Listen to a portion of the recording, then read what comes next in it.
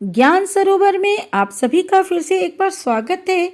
और आज मैं प्रदोष व्रत की महिमा सुनाने जा रही हूँ। विदर्भ देश में सत्यरथ नाम के एक परम शिवभक्त, पराक्रमी और तेजस्वी राजा थे। उन्होंने अनेक वर्षों तक राज्य किया, परंतु कभी एक दिन भी शिव पूजा में किसी प्रकार का अंतर न आने दिया। एक बार साल देश के राजा ने दूसरे कई राजाओं को साथ लेकर विदर्भ पर आक्रमण कर दिया। 7 दिन तक घोर युद्ध होता रहा। अंत में दुर्भाग्यवश सत्यरथ को पराजित होना पड़ा। इससे दुखी होकर वे देश छोड़कर कहीं निकल गए, शत्रु नगर में घुस पड़े। रानी को जब यह ज्ञात हुआ तो वह भी राजमहल से निकलकर सघन वन में प्रविष्ट हो गई। उस समय उसे 9 मास का गर्भ था और वह आसन्न प्रसवा ही थी। अचानक एक दिन अरण्य में ही उसे एक पुत्र रत्न उत्पन्न हुआ। बच्चे को वहां अकेला ही छोड़कर वह प्यास के मारे पानी के लिए वन में एक सरोवर के पास गई और वहां एक मगर उसे निगल गया। उसी समय उमा नाम की एक ब्राह्मण विधवा अपने शुचिव्रत नामक 1 वर्ष के बालक को गोद में लिए उसी रास्ते से होकर निकली। बिना नाल कटे उस बच्चे को देखकर उसे बड़ा ही आश्चर्य हुआ। वह सोचने लगी, यदि इस बच्चे को अपने घर ले जाऊं तो लोग मुझ पर अनेक प्रकार की शंका करेंगे, और यदि इसे यहीं पे छोड़ देती हूँ तो कोई पशु भक्षण कर लेगा।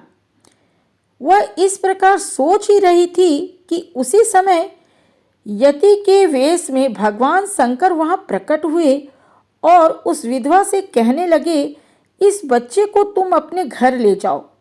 यह राजपुत्र है।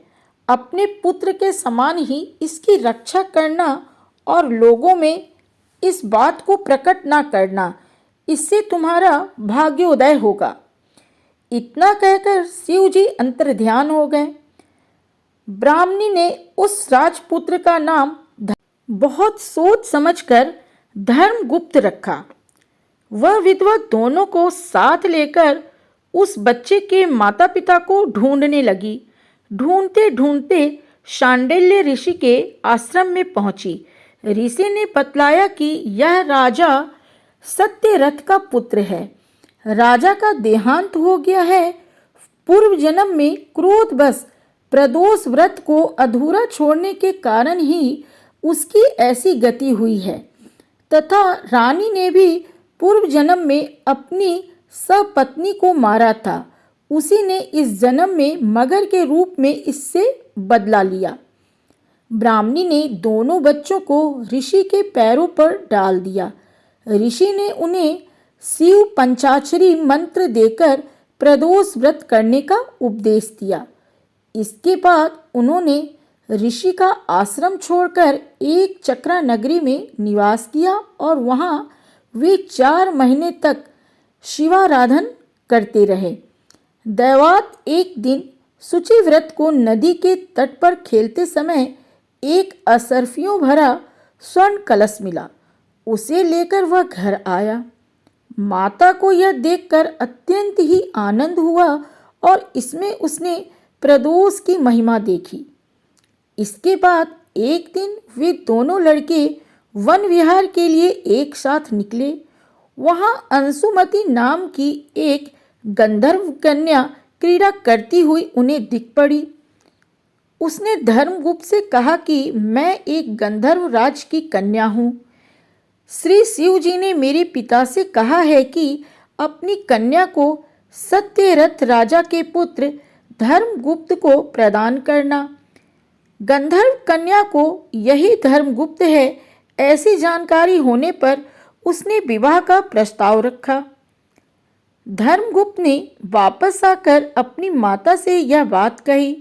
ब्राह्मणी ने उसे शिव पूजा का फल और शांडिल्य मुनि का आशीर्वाद समझा। बड़े ही आनंद से अंशुमति के साथ धर्मगुप्त का विवाह हो गया।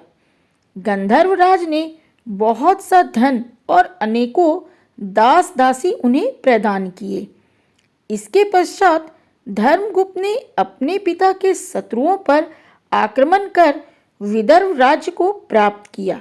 वह सदा प्रदोष व्रत में शिवाराधन करते हुए उस ब्राह्मणी को और उसके पुत्र शुचि व्रत के साथ जीवन पर्यंत सुख से राज्य करता रहा और अंत में शिवलोक को प्राप्त हुआ। तो आज के ज्ञान सरोवर में आपने प्रदोष व्रत की महिमा को सुना। तो आज के लिए बस इतना ही। अगली बार मैं फिर आऊँगी किसी धार्मिक कथा के साथ, प्रेरक कथा के साथ।